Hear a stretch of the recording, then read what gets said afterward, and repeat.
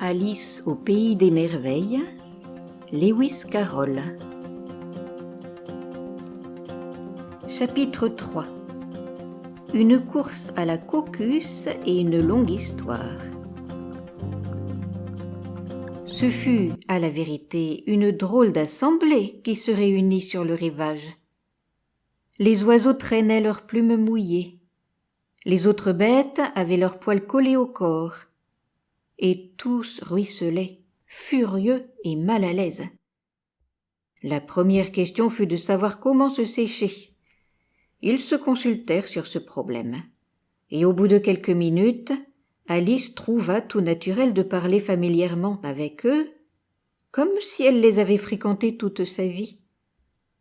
À vrai dire, elle eut une assez longue discussion avec le lori, qui devint maussade, répétant sans cesse « Je suis plus vieux que vous, donc je sais mieux que vous ».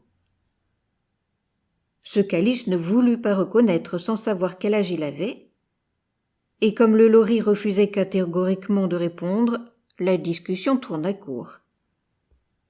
À la fin, la souris, qui semblait y exercer une certaine autorité sur l'assemblée, ordonna « Asseyez-vous tous et écoutez-moi. J'aurai vite fait de vous sécher. » Ils formèrent donc un large cercle avec la souris au milieu. Alice la regardait de tous ses yeux, car elle sentait qu'elle allait attraper un méchant rhume si elle n'était pas bientôt sèche. Dit la souris d'un air important. « Êtes-vous prêts ? Voici ce que je connais de plus sec. » « Silence, s'il vous plaît. Guillaume le Conquérant, dont la cause était soutenue par le pape, fut bientôt reconnu par les Anglais qui voulaient un chef, après avoir été habitué à l'usurpation et à la conquête.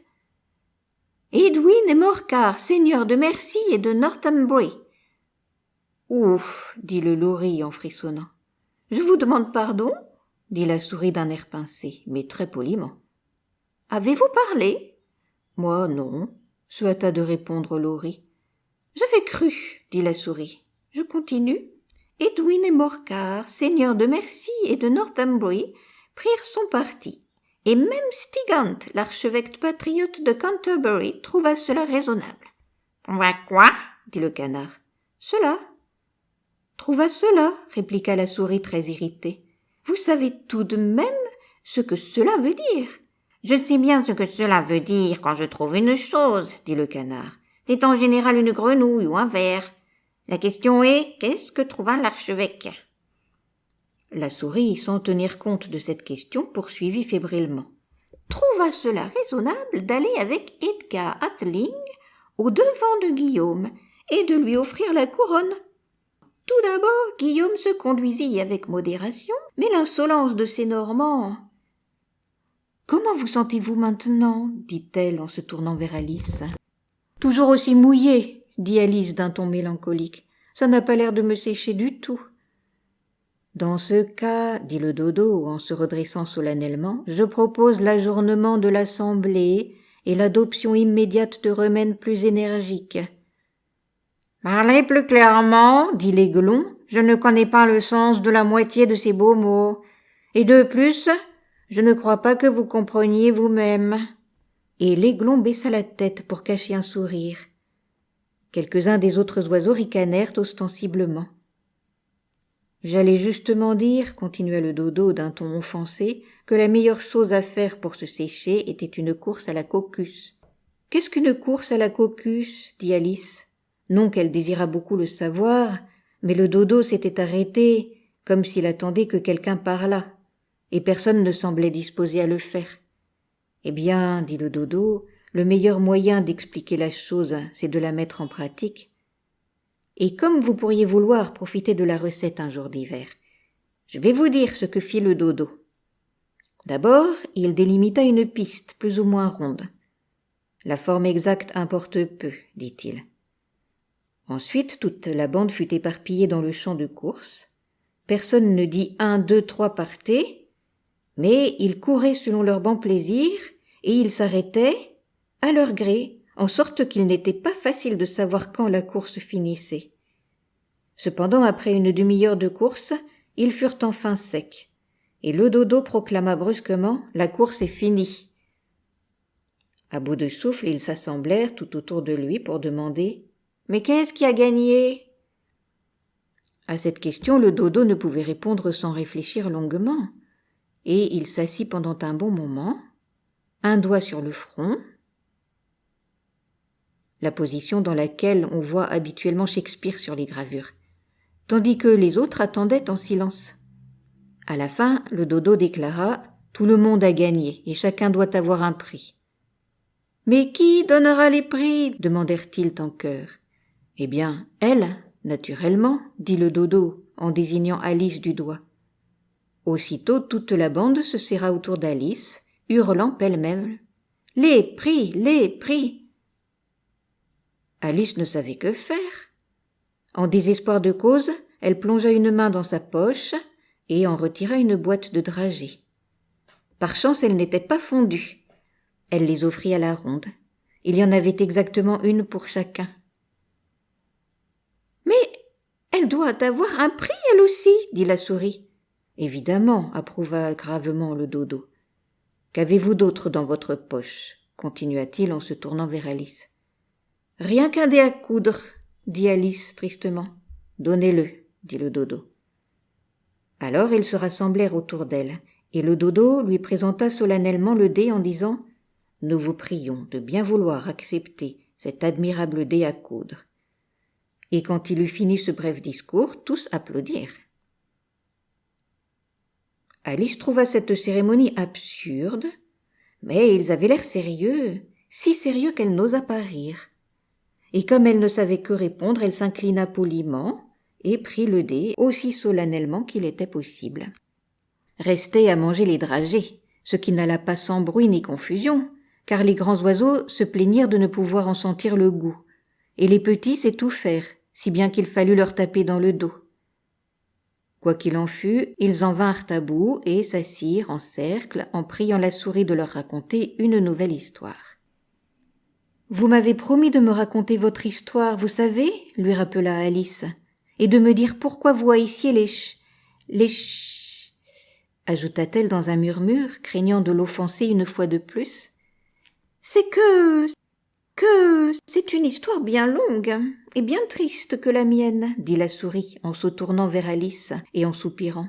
Cette queue est bien longue, c'est certain, dit Alice en regardant rêveusement la queue de la souris. Mais pourquoi dites-vous qu'elle est triste? Et elle continua à chercher la solution de ce problème, pendant que la souris parlait, en sorte que l'histoire se présenta à ses yeux de cette façon. Furie dit à une souris qu'il rencontra dans la maison, « Allons tous deux en justice, je veux vous poursuivre. »« Venez, je n'accepte pas d'excuses, nous devons nous faire un procès car vraiment ce matin, je n'ai rien à faire. » La souris dit au roquet, « Faire un tel procès, cher monsieur, sans jury, sans juge, serait perdre notre temps. »« Je serai le juge et le jury, dit le vieux malin de Furie. Je jugerai la cause et je vous condamnerai à mort. » « Vous ne m'écoutiez pas, dit la souris sévèrement à Alice. À quoi pensiez-vous? »« Oh, je vous demande pardon, dit Alice humblement. Vous étiez arrivée, je crois, à la 5e courbe. »« Je ne... » s'écria la souris furieuse. « Un nœud ?» dit Alice, regardant curieusement autour d'elle, toujours prête à se rendre utile. « Oh, laissez-moi vous aider à le dénouer. »« Certes pas, dit la souris, qui se leva et s'éloigna. Vous m'insultez en disant de telles sottises. » « Je n'en avais pas l'intention, plaida la pauvre Alice, mais vous savez, vous êtes trop susceptible. » Pour toute réponse, la souris grogna. « Je vous en prie, revenez et finissez votre histoire, cria Alice, et les autres tous en chœur, « Oh oui, revenez !»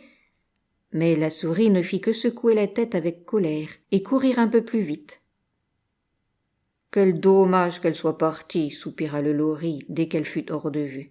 Une vieille mère crabe en profita pour dire à sa fille « Ah, ma chérie, puisse cela vous apprendre à ne jamais vous mettre en colère. »« Suffit, maman, dit la jeune crabe avec impertinence, vous feriez perdre patience à une huître. »« Je voudrais bien que Dinah soit ici, dit Alice à voix haute, ne s'adressant à personne en particulier. Elle aurait beau jeu de la rattraper.